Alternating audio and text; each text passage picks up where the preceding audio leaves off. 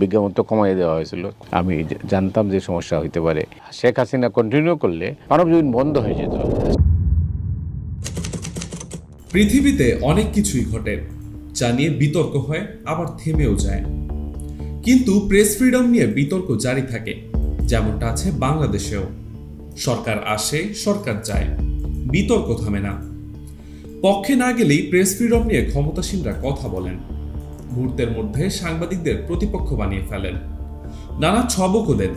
মামলা মোকদ্দমা তো আছেই। ক্ষমতা হারানোর পর এরাই আবার সৎ ও সাহসী সাংবাদিকতার উপর নির্ভরশীল হয়ে পড়েন। এটাই স্বাভাবিক, নতুন কিছু নয়। ৫৪ বছরের সাংবাদিকতা জীবনে এমন অসংখ্য ঘটনার সাক্ষী হয়েছেন দৈনিক মানবজমিনের প্রধান সম্পাদক মতিউর রহমান চৌধুরী। আদালতের কাঠগড়ায় দাঁড়াতে হয়েছে, জেলেও যেতে হয়েছে একাধিকবার। কোনো সরকারের আমলেই স্বস্তি ছিল না, বৈরী পরিবেশের মুখোমুখি হতে হয়েছে, ছাড়তে হয়েছে দেশও। এই মুহূর্তে কথা উঠেছে মানবজমিনের সাংবাদিকতা নিয়ে। ২৭ বছর আগে এই পত্রিকাটির জন্ম। উপমহাদেশের প্রথম বাংলা ট্যাবলয়েড দৈনিক। ট্যাবলয়েড মানেই সেক্স স্ক্যান্ডাল ও গুজবে পরিপূর্ণ থাকবে, যেমনটা হয় পশ্চিমা দুনিয়ায়। কিন্তু মানবজমিন অনেকটাই ব্যতিক্রম। শুরু থেকেই মানবজমিন সিরিয়াস পত্রিকা হিসেবেই ইতিহাসের সাক্ষী হয়ে থাকে। ১৯৯৮ সনের ১৫ ফেব্রুয়ারি যে কাগজটির আত্মপ্রকাশ ঘটে তার শিরোনাম ছিল হাসিনার চালে খালেদা হতবাক। দীর্ঘ সময়ে বহু সিরিয়াস অনুসন্ধানী রিপোর্টের জন্ম দিয়েছে মানবজমিন। এজন্য অনেক মূল্যও দিতে হয়েছে পত্রিকাটিকে। পাঠকেরা তা জানেন, এ সম্পর্কে নতুন করে বলার কিছু নেই। অন্তত ৩টি অনুসন্ধানী রিপোর্টের কথা উল্লেখ করব, যা বাংলাদেশে অনুসন্ধানী সাংবাদিকতার ক্ষেত্রে মাইলফলক হয়ে আছে। সবারই মনে আছে নিশ্চয়ই শেখ হাসিনার প্রথম জমানায় ক্যাসেট কেলেঙ্কারির কথা। বিচারপতি শাহাবুদ্দিন আহমেদ তখন প্রেসিডেন্ট। একটি মামলা চলাকালে সাবেক প্রেসিডেন্ট হুসেন মোহাম্মদ এরশাদ একজন কর্মরত বিচারপতির সঙ্গে ফোনে কথা বলেছিলেন। এর উপর ভিত্তি করে মানবজমিন অনুসন্ধানী রিপোর্ট প্রকাশ করে। একটি রাজকীয় কেলেঙ্কারির খসড়া শীর্ষক এই খবর নিয়ে ব্যাপক প্রতিক্রিয়া হয়। প্রেসিডেন্ট শাহাবুদ্দিন তদন্তের নির্দেশ দেন। এক পর্যায়ে মানবজমিনের বিরুদ্ধে আদালত অবমাননার মামলা হয়। তখন অনেকেরই ধারণা ছিল অন্য সংবাদ মাধ্যমের মতো মানবজমিন আদালতে নিঃশর্ত ক্ষমা চাইবে, প্রমাণ দিতে পারবে না। কিন্তু মানবজমিন আদালতে দাঁড়িয়ে মামলা মোকাবেলা করার সিদ্ধান্ত নেয়। আদালত প্রমাণ জানতে চাইলেন। সবাইকে অবাক করে দিয়ে মানবজমিন আদালতে ক্যাসেট হাজির করল। সেখানে ছিল এরশাদ লতিফুর রহমানের কথোপকথন।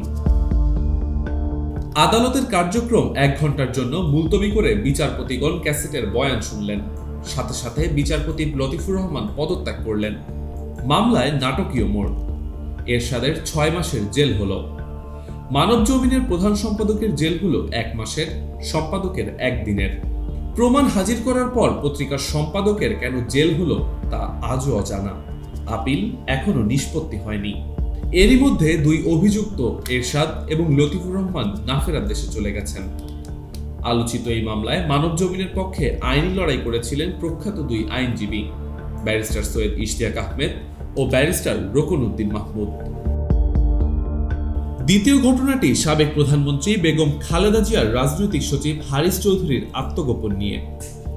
এটাও শেখ হাসিনার দীর্ঘ স্বৈরশাসনের সময়কার ঘটনা। প্রায় ১৪ বছর হারিস চৌধুরী ঢাকার পান্থপথে একজন অবসরপ্রাপ্ত অধ্যাপকের পরিচয়ে আত্মগোপনে ছিলেন। হাসিনার প্রশাসক তাকে দেশে বিদেশে খুঁজে বেড়াচ্ছিল। গোয়েন্দারা এজন্য একাধিকবার বিদেশ সফরও করেন। মানবজমিনের অনুসন্ধানী রিপোর্ট প্রমাণ করে হারিস চৌধুরী মারা গেছেন পান্থপথে থাকা অবস্থায়। এর জন্য গোয়েন্দা দপ্তরে ডেকে পাঠানো হয় মানবজমিনকে। বলা হয় এটা আজগুবি খবর।